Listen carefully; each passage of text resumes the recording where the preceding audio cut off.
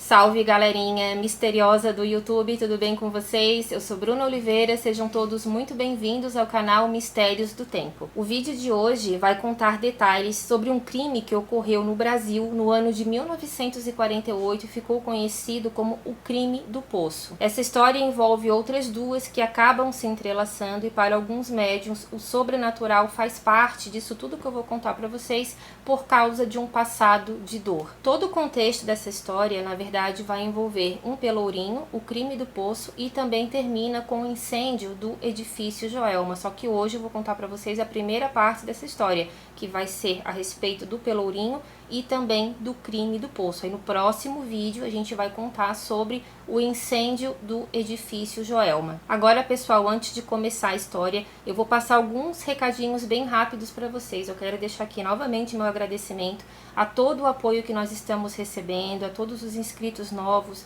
aos mais antigos, a todo mundo que está compartilhando o nosso conteúdo, porque quanto mais compartilhamento, mais o YouTube vai recomendar o nosso trabalho e a gente vai conseguir passar muito mais tempo aqui com vocês. Querem saber quando sai vídeo novo? É muito simples. Primeiro, verificar se a opção que está lá marcando o sininho realmente está ativada, se vocês ainda têm essa marcação, porque às vezes, pessoal, ela acaba saindo. Não sei por que isso acontece, mas acontece.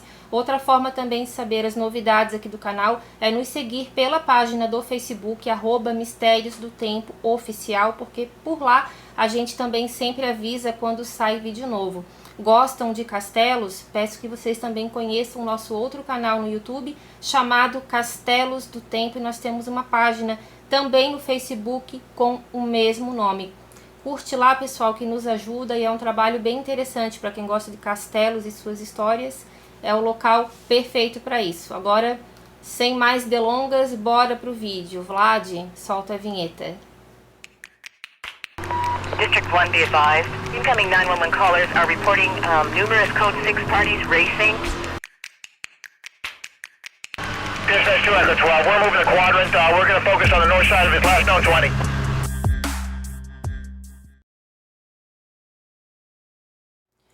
Bom, antes de começar a falar sobre o crime do Poço, nós vamos conhecer um pouquinho sobre o Pelourinho. Na verdade, ele envolve uma história que aconteceu antes desse crime ser cometido. Na verdade, alguns médiums, alguns sensitivos e até mesmo pessoas que moravam ali próximo da casa dos Ferreira de Camargo, que é a família envolvida nesse crime do Poço, infelizmente, fatos reais, essas pessoas acreditam que uma possível maldição que há nesse terreno e que depois também refletiu no incêndio do edifício Joelma, então algumas pessoas acreditam que esse passado de dor que envolveu o Pelourinho pode sim ser o motivo para que alguns espíritos atormentados ainda estejam nesse lugar e causando assim tantas tragédias. Mas antes de começar a falar sobre o Pelourinho, eu vou perguntar para vocês: vocês sabem o que é um pelourinho? O termo pelourinho era utilizado para nomear uma coluna de madeira ou pedra erguida em praça pública para castigar criminosos.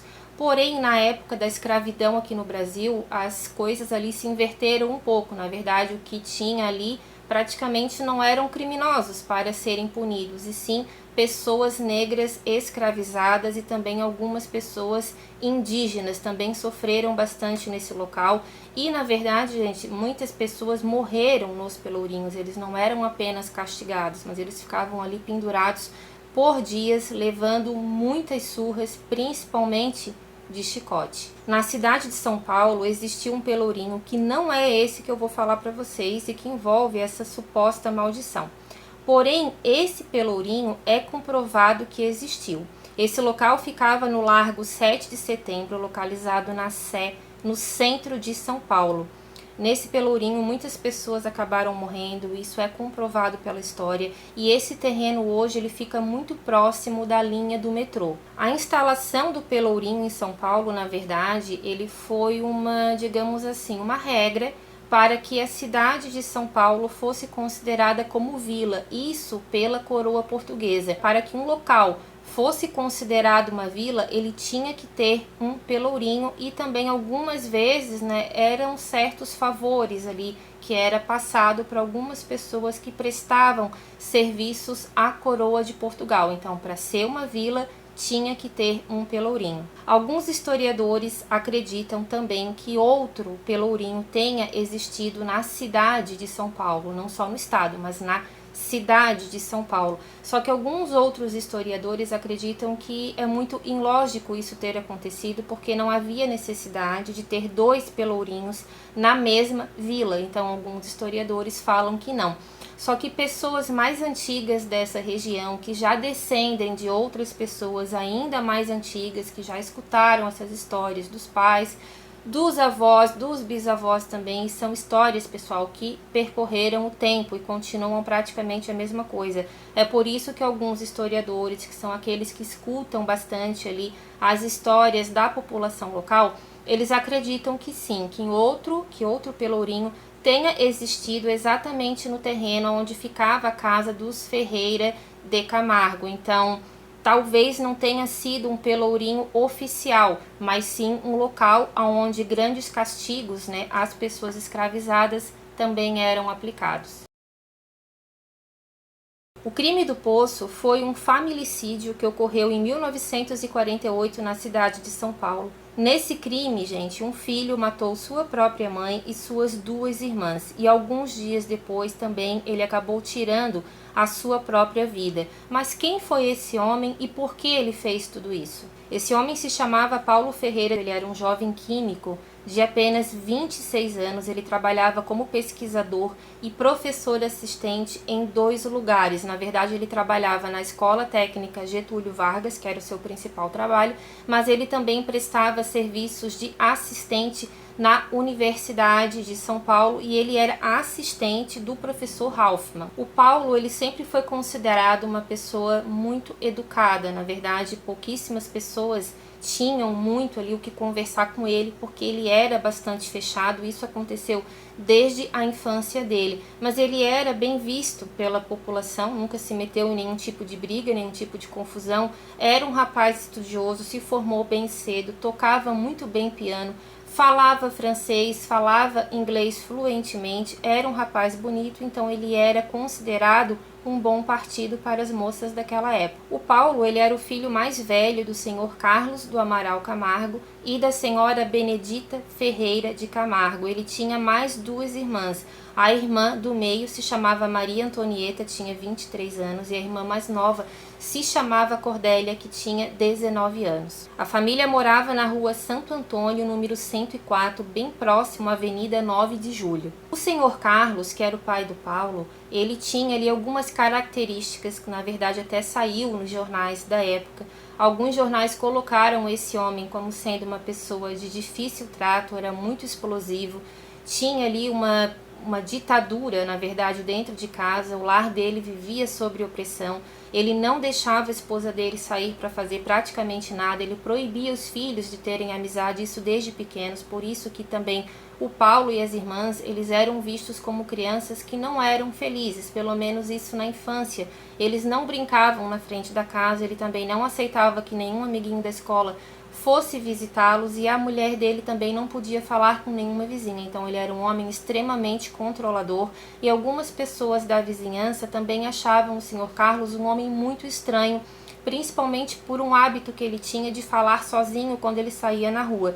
Algumas pessoas falavam que ele tinha o hábito de perguntar algumas coisas para alguém e acabava muitas vezes também rebatendo algum tipo de resposta que ele estava recebendo. Então alguns médicos, hoje acreditam que esse homem era esquizofrênico, mas alguns sensitivos que já tiveram nesse local, eles afirmam que na verdade ele era uma pessoa que tinha grande sensibilidade mediúnica e que ele poderia conversar com espíritos. Então até hoje, na verdade, muitas pessoas que falam sozinhas, às vezes que dizem que veem alguma coisa, são consideradas pessoas com problemas mentais. Mas nem sempre isso é o que acontece. É claro que isso envolve diagnóstico médico. Não estamos aqui para discutir, mas esse ponto foi muito colocado por algumas pessoas da época e também pelos jornais. Então, Algumas pessoas que moravam perto da casa dos Ferreira de Camargo falam que, na verdade, aquele quarteirão sempre foi muito estranho e que a casa foi construída exatamente aonde essas estacas de madeira eram colocadas para que essas pessoas escravizadas fossem açoitadas e muitas vezes morressem ali no local.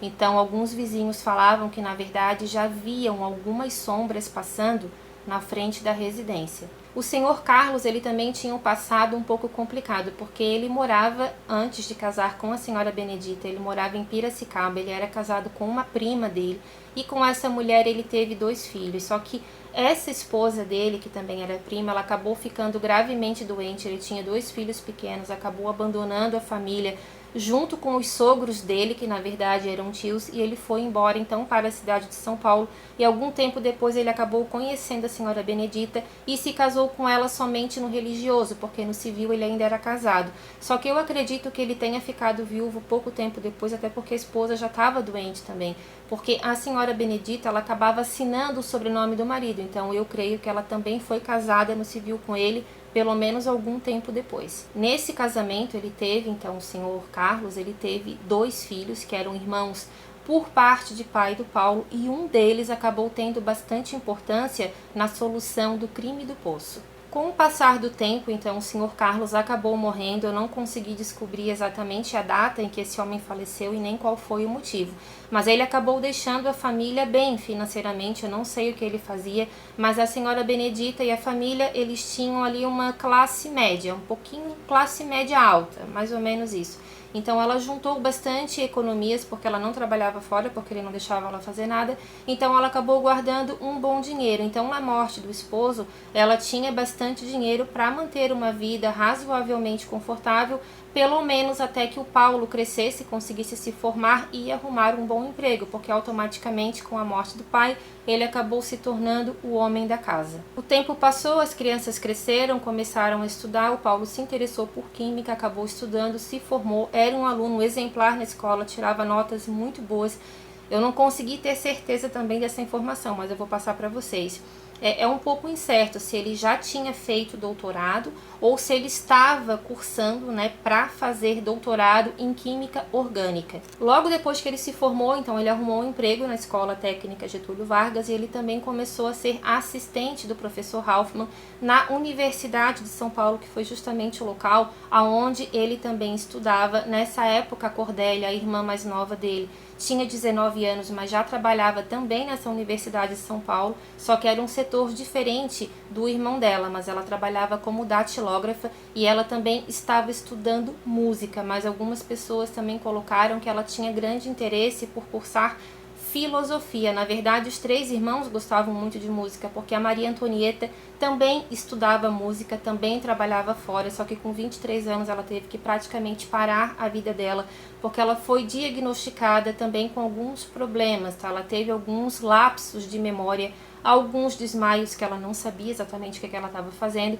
e ela foi diagnosticada então com epilepsia. Mas algumas fontes também citam que essa moça poderia também ter esquizofrenia e que ela também via algumas sombras dentro da casa dela.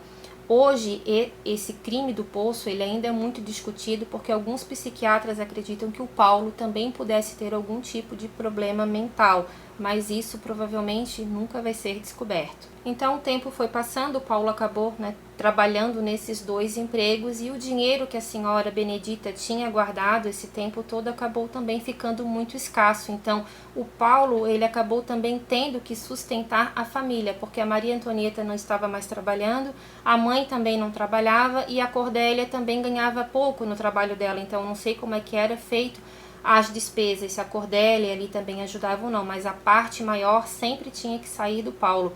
E algumas teorias apontam que talvez essa sobrecarga que era colocada em cima dele, junto com outros problemas também, possam ter levado ele a cometer esse crime. Claro que nada justifica uma barbaridade dessa que ele fez, a não ser um grave problema mental ou uma outra situação muito, muito extrema que talvez fuja do nosso entendimento. Mas algumas teorias falam que ele estava assim bastante sobrecarregado, que a dona Benedita cobrava muito dele, a presença dele em casa e também a parte financeira. A mãe dele também tinha um grave problema na perna que foi colocado depois como um possível câncer. Ela tinha que tomar alguns medicamentos bem caros e a Maria Antonieta também não estava trabalhando, mas como ela tinha esse problema de epilepsia, ele também tinha que arcar com essas despesas. O Paulo, ele tinha muitas pretendentes, na verdade, algumas moças ali já teriam se aproximado dele, algumas famílias ali já teriam feito, digamos assim, uma certa ponte com a senhora Benedita para que um possível noivado fosse feito, então, com alguma moça que também morasse ali próximo deles e que já conhecia a família. Porém, o Paulo não teria se interessado por nenhuma dessas meninas porque o coração dele já batia forte por uma outra mulher de 23 anos e que a família não teria aceitado bem esse namoro por um motivo, gente, que hoje é considerado um pouco banal, mas na época nós estamos falando de 1948, naquele tempo o conservadorismo era uma coisa assim essencial e realmente muito cobrada, e essa moça ela não era mais virgem. Essa história acabou então se espalhando, ela confirmou que realmente ela tinha sido enganada por um outro pretendente. Isso caiu nos ouvidos da mãe do Paulo, que não gostou nada disso. As irmãs também parece que botaram bastante pilha, né, digamos assim, para que essa moça não entrasse dentro de casa, porque poderia afetar a honra delas também. Então isso tudo criou um grande atrito na família do Paulo, que não abria mão de ficar com essa moça, que se chamava Isaltina. Ela era uma ex-balconista, também bastante trabalhadora, se esforçou, se formou em enfermagem. Agora eu não sei se ela realmente era enfermeira ou técnica em enfermagem, mas ela também trabalhava nessa profissão. Ela tinha mais um irmão, a mãe dela também fazia muita força para o casamento dela com o Paulo, mas ela não era bem recebida na família dele, e mais tarde ela foi procurada por um jornal da época e ela acabou confirmando essa história, que ela não era bem vista pela família do noivo dela, porque ela disse que ela já era noiva do Paulo. A gente não sabe, mas ela afirmou que sim, que inclusive ela já tinha mantido relações com ele, que ele tinha prometido se casar com ela. Enfim, pessoal, alguns meses antes do crime acontecer, o Paulo ele já estava com uma mudança de comportamento muito brusca, e isso foi percebido tanto pela família quanto por uma senhora que trabalhava na casa dele, fazia faxina 2 vezes na semana, a senhora Nair.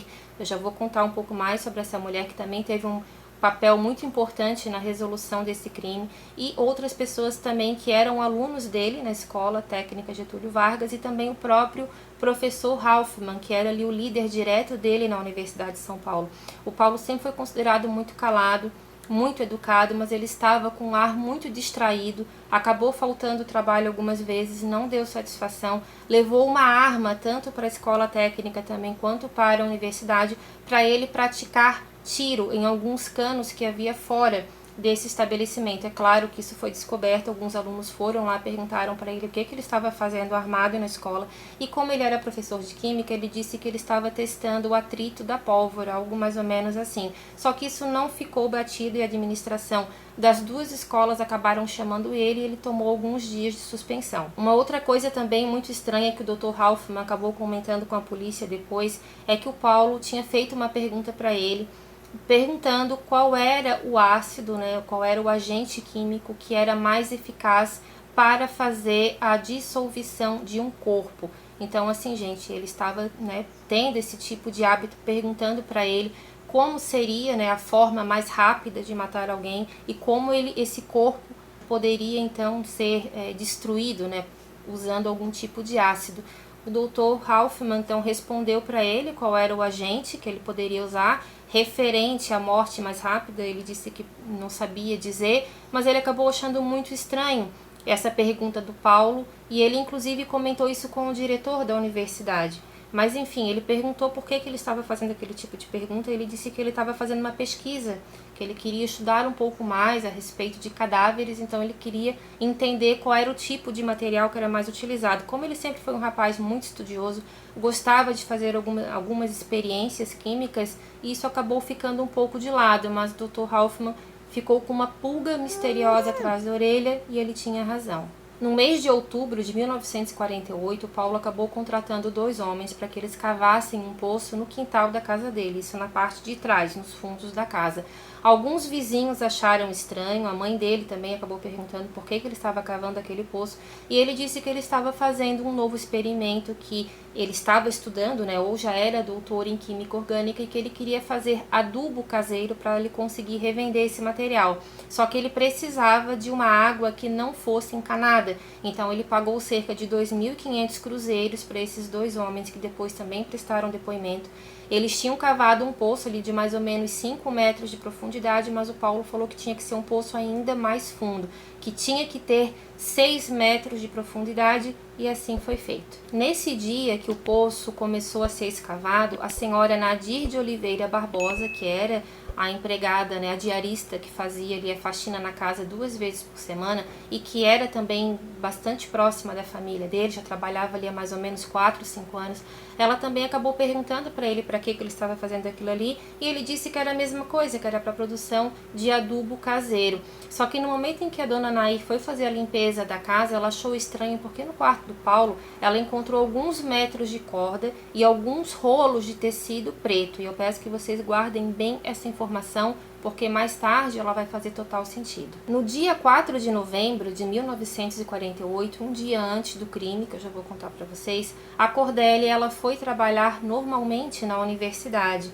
só que no dia 5 ela não apareceu. Na casa 102, bem próxima da onde Paulo morava, que era número 104, 2 rapazes italianos chamados Paulo Mazza, ou Massa, né, e Bruno Busato, eles também eram estudantes de química, e depois, mais tarde, eles acabaram contando para a polícia que no dia 5 eles acabaram escutando alguns barulhos muito estranhos vindo da casa do Paulo, como se fosse um barulho surdo, foi o que eles disseram, como se fosse um barulho abafado. Eles também tiveram a impressão de ter escutado alguns gritos, porém eles não tinham certeza.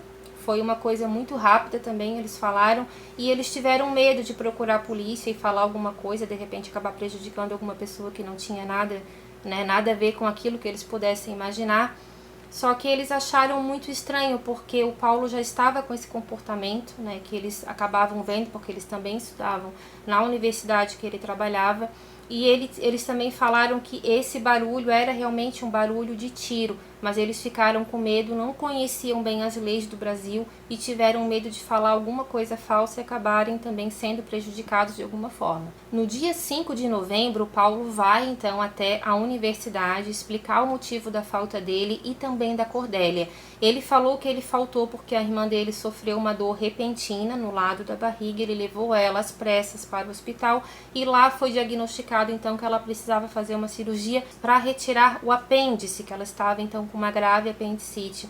Então ele deu essa justificativa para a escola, só que ele não levou nenhum documento do hospital. Só que alguns amigos da Cordélia perguntaram para o Paulo em qual hospital ela estava, ele acabou dizendo, eu não sei qual foi o nome do hospital que ele falou, e ele disse que ela estava bem, que não era para eles se preocuparem. Só que o que acontece? Ele avisou a escola no período da manhã, mais ou menos próximo ali do meio-dia, mas o que ele não imaginava é que alguns amigos da Cordélia ficariam muito preocupados com ela e resolveram ir até o hospital para fazer uma surpresa, uma visita surpresa para ela.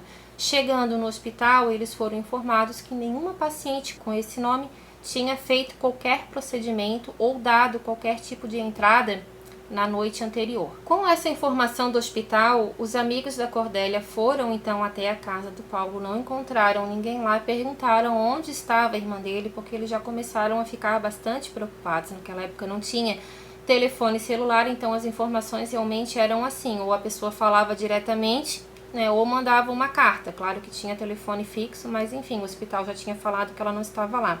Nem sequer tinha dado entrada no hospital. O Paulo então teria pensado rápido, teria dado uma resposta com bastante tranquilidade, que convenceu alguns e outros não, dizendo que a irmã, na verdade, teria saído, não entendeu por que o nome dela não estava nos registros do hospital, porque ela deu entrada assim, ele confirmou essa história.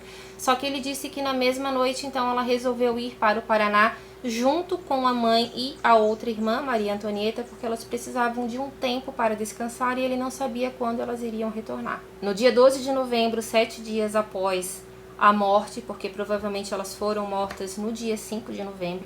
O Paulo ele foi trabalhar na escola técnica e no dia seguinte ele pede então ao seu amigo chamado José Ramos Rosa uma mala emprestada. Ele disse para José Ramos, que também era muito amigo da Cordélia, até tem algumas fontes que falam que na verdade ele teria sido até um namoradinho dela, né? Pelo menos no começo do namoro, não era nada sério, mas enfim, algumas fontes falam isso.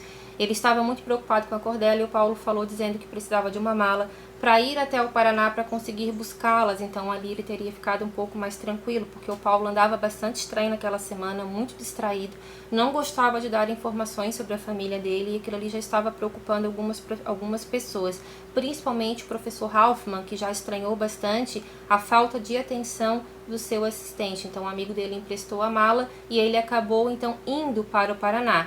Só que ele não foi. No dia 16 de novembro, o Paulo escreve uma carta para o amigo dele, José Ramos, e também para o professor Hoffman, onde ele informou que ele e a sua família, no caminho de volta para São Paulo, sofreram um grave acidente de carro. Ele teria capotado o carro dele, caído numa ribanceira e que, infelizmente, as irmãs dele e a mãe dele também teriam falecido na hora e somente ele acabou sobrevivendo.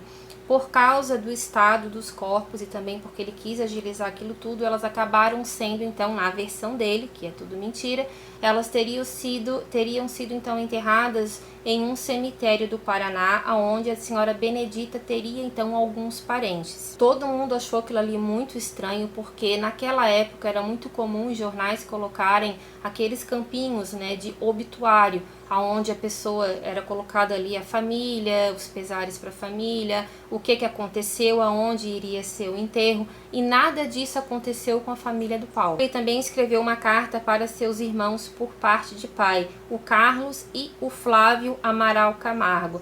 Ele escreveu essa carta dizendo tudo o que tinha acontecido, porque como eles eram irmãos por parte de pai, mas mesmo assim, gente, eles tinham, parece que um bom relacionamento com a madrasta e também com os outros dois irmãos, e eles acabaram ficando bastante preocupados, queriam mais informações e o Paulo acabou não dando.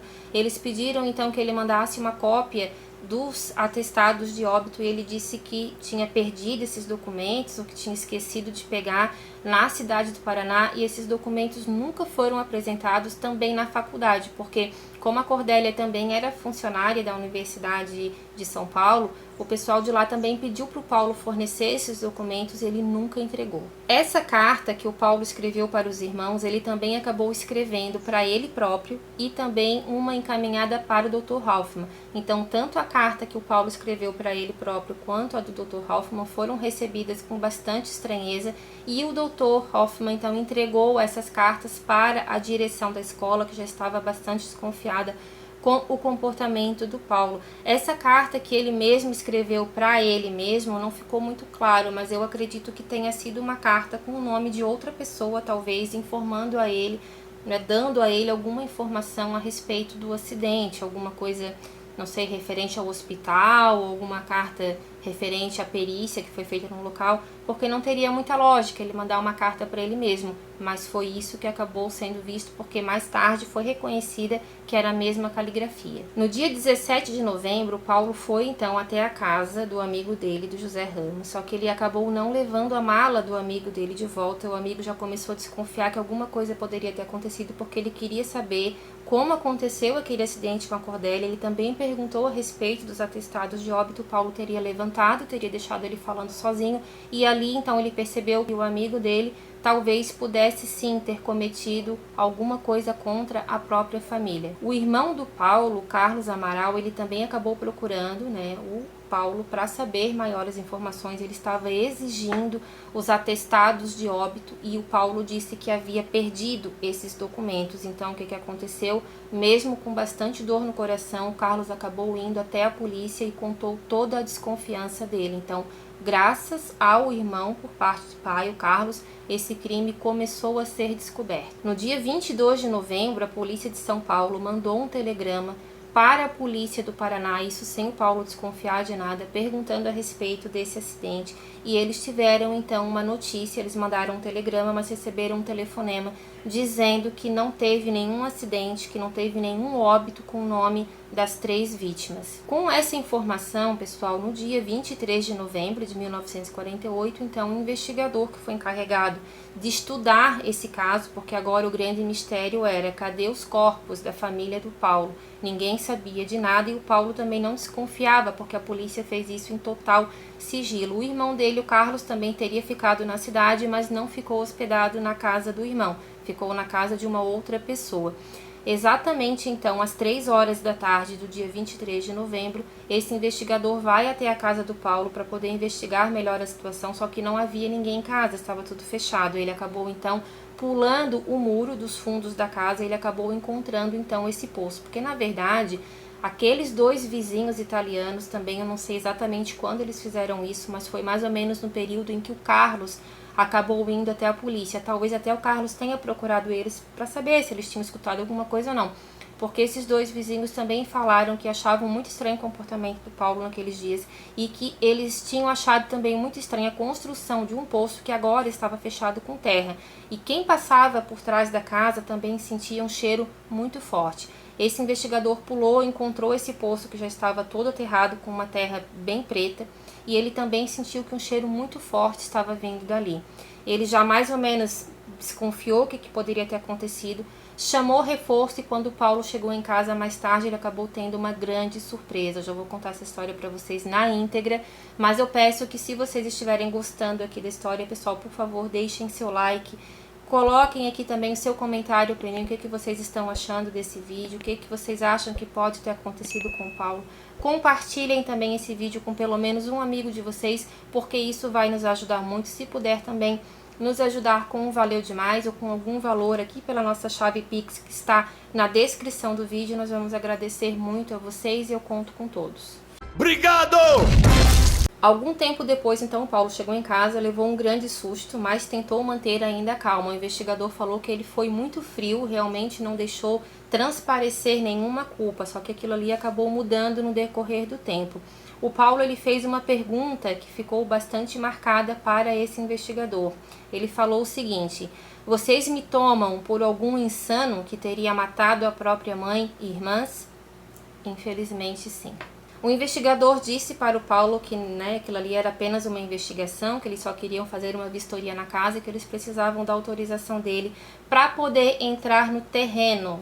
E aí que foi uma espécie de pegadinha que o investigador fez. Como tinham testemunhas, o Paulo falou então que ele poderia entrar e fazer a devida vistoria. Até aí tudo bem, só que quando ele deu essa autorização para o investigador, automaticamente esse homem pediu para que os outros guardas então trouxessem as ferramentas que estavam nos carros, e foi aí que o Paulo realmente se viu perdido, porque ele achou que essas ferramentas não estariam ali. O poço era muito fundo, estava tampado com terra, e ele achou que nada seria feito, pelo menos naquele momento, e que ele poderia ter tempo de fugir. Essa foi a verdade. Com o passar do tempo, quando ele viu que essas ferramentas estavam indo diretamente para o poço, ele disse para o investigador que ele precisava entrar dentro de casa, porque tinha muito entra e sai de pessoas, e ele tinha uma grande quantia de dinheiro em cima da cômoda da cama dele. O investigador disse que ele poderia buscar, só que ele mandou que um outro guarda acompanhasse. E realmente, o Paulo colocou no bolso cerca de 2.500 cruzeiros e voltou para o quintal. Só que a escavação já estava sendo bastante rápida, porque eles tinham levado bastante bombeiros e também bastante equipamentos, e aquilo ali estava já andando muito rápido, e o Paulo acabou vendo que realmente ele seria descoberto. Ele começou a suar muito, a passar mal, e ele disse para o investigador que ele precisava ir no banheiro com urgência, que ele não estava se sentindo bem. O investigador novamente deixou, só que mais um guarda acompanhou aquele outro que já estava, porque nisso, pessoal, eles também revistaram, na verdade, E eles acabaram encontrando uma pistola automática que ele tinha. Essa pistola foi recolhida junto com a quantia de dinheiro que ele estava no bolso e ficou então em poder do investigador. E ali o Paulo já viu que realmente ele já estava pego, Ele já estava sendo descoberto, que o cheiro estava ficando cada vez mais forte, cada vez que a terra ia saindo daquele poço. Ele disse que estava muito ruim mesmo e foi até o banheiro. Só que quando ele entrou no banheiro, esse guarda que acompanhou ele, se eu não me engano o nome desse guarda era Domingos, ele disse que achou muito estranho, porque o Paulo ele deixou a porta entreaberta, até ele não desconfiou de nada. Ele puxou a descarga do vaso sanitário primeiro, e depois ele bateu a porta com muita força, trancou a porta. Quando o policial estava tentando arrombar para entrar, ele escutou um grande disparo, muito alto, na verdade, o Paulo havia tirado a própria vida dentro do banheiro. Quando ele conseguiu arrombar a porta, eles encontraram já uma poça de sangue embaixo do corpo dele. Ele tirou a vida dele aos 26 anos de idade com um tiro no peito disparado por uma garrucha que ele tinha guardado numa gaveta secreta dentro do banheiro dele.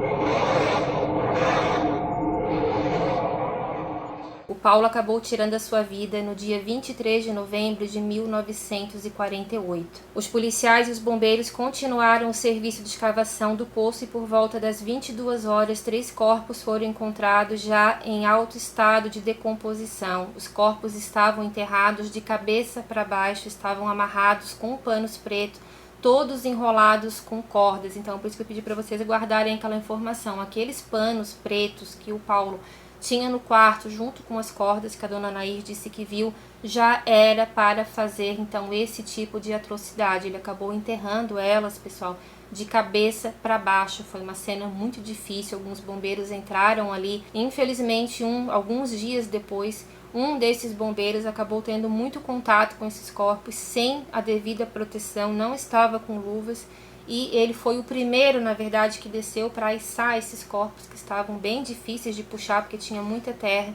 E ele acabou, então, se contaminando e morreu, infelizmente, por causa de infecção cadavérica. A perícia concluiu que o crime foi cometido em 2 etapas. Primeiro, entre 9 e 10 horas do dia 4 de novembro, o Paulo matou a senhora Benedita e a Maria Antonieta. Então ele teria arrastado os corpos até os fundos da casa.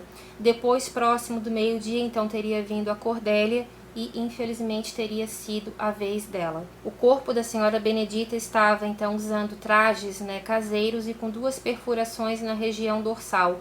O corpo da Maria Antonieta foi encontrado trajando pijamas e com 3 perfurações, uma na nuca e mais 2 na região dorsal. Quanto a Cordélia, o seu corpo foi encontrado com vestes de sair e ela estava com 2 perfurações, uma nas costas e a outra na nuca. Então, assim, pessoal, a única das 3 que estavam com 3 tiros era a Maria Antonieta, que era a moça que tinha epilepsia. O corpo dela era o que mais haviam cordas. Então, a polícia acredita que ela tenha lutado um pouco mais pela vida dela. Então, assim, gente, a polícia fez a vistoria na casa, não conseguiu descobrir muita coisa, nenhum documento que já dissesse algo a respeito desse planejamento do Paulo, mas acreditam-se sim que ele tenha ou matado a família por causa da Isaltina, que era a moça que infelizmente não era bem recebida pela família porque não era mais virgem, e a segunda teoria porque ele já estava muito cansado de ter que arcar com as despesas sozinhos e nem assim, nem mesmo tendo que cuidar da mãe e das irmãs, ele também tinha liberdade para decidir quem era a sua esposa. Então a polícia trabalha com essas 2 hipóteses que na verdade também estão muito interligadas. Não foi encontrado nenhuma cápsula de bala, não foi encontrado nenhuma mancha de sangue, só que não foi encontrado pela polícia, porque a senhora Nair mais tarde prestou depoimento dizendo que ela foi fazer a limpeza dessa casa mais ou menos ali entre o dia 7 e dia 8, que foi depois do crime, e ela disse que achou estranho porque tinha algumas gotas de sangue no canto da casa perto do banheiro. Ela perguntou para o Paulo o que era aquelas manchas de sangue. Ele disse que a cachorrinha da família tinha sofrido um acidente, que ele tinha mandado ela para o veterinário e que aquele sangue então era da cachorrinha. Só que ela ficou desconfiada porque quando ela chegou para fazer a limpeza, o Paulo ainda estava dormindo, estava de pijamas, estava com o pé todo sujo de terra preta, como se ele tivesse caminhado durante a noite e não tivesse tomado banho. Então ela acabou de certa forma limpando também sem saber alguns vestígios desse crime tão bárbaro. O local do sepultamento do Paulo e da família é um pouco incerto, porque algumas fontes falam que eles estão enterrados no cemitério da Consolação em São Paulo e outras fontes falam que na verdade eles estão enterrados no cemitério do Araçá. Então eu não sei exatamente aonde esses corpos estão enterrados hoje. A casa foi demolida no início dos anos 50, junto com outras construções ao redor. E uma quadra atrás desse terreno foi construído o edifício Joelma, que proporcionou uma das mais tristes tragédias já mencionadas na história. Nós vamos falar sobre esse assunto no próximo vídeo. Então, assim, pessoal, o edifício Joelma, ele não foi construído exatamente em cima do terreno onde o Paulo morava. Algumas fontes falam que foi, mas na verdade o edifício Joelma foi construído uma quadra atrás. Porém, para as pessoas que moram mais, há mais tempo ali, que já contam essa história envolvendo Pelourinho, falam que na verdade aquela região toda ali era um grande centro de torturas. Então, independente da exata localização, aquele local seria amaldiçoado, e aonde a casa dos Ferreira de Camargo teria sido levantada era onde estavam, na verdade, os troncos, aonde as pessoas negras e indígenas eram brutalmente assassinadas. Então, assim, gente, essa foi a primeira parte da história, o crime do Poço, e também a lenda, ou não tão lenda assim, desse Pelourinho. No próximo vídeo a gente vai falar sobre o edifício Joelma e também a história das 13 almas, que foram 13 pessoas encontradas totalmente carbonizadas dentro do elevador. Não foram reconhecidas, ninguém foi reconhecer, porque na verdade não tinha nem como, eles ficaram praticamente uma grande massa, humana, porque eles morreram abraçados, e aquilo ali junto com o metal retorcido, porque o calor era de cerca de 700 graus, é uma história muito triste, mas infelizmente é real, aconteceu no nosso país, e também envolve o sobrenatural, e isso fica para o próximo vídeo. Então, assim, o que vocês acham? O Paulo, ele era esquizofrênico, ele via espíritos, ou ele era uma pessoa perversa? O que pode também ter gerado tudo isso? Teve algumas fontes que colocaram que também teve uma moça que apareceu mais tarde. Essa moça possivelmente também tinha problemas mentais e disse que estava grávida do Paulo, só que isso nunca foi confirmado. Talvez ele também tivesse engravidado essa moça, já estava com problema com a família, gostava de uma outra moça também, então a gente nunca vai saber exatamente o que se passou na cabeça de um rapaz que tinha tudo para ser feliz e acabou cometendo essa grande tragédia, inclusive com ele próprio. Tá bom, pessoal? Esse foi o nosso vídeo de hoje. Espero que vocês tenham gostado. Se gostaram, deixem o like, se inscrevam em nosso canal se ainda não forem inscritos. Compartilhem nosso trabalho, que isso nos ajuda muito, tá bom? Um beijo grande e até a próxima história. Tchau, tchau. District 1, be advised. Incoming 911 callers are reporting numerous Code 6 parties racing. Dispatch 2 Echo 12, we're moving the quadrant. We're going to focus on the north side of his last known 20.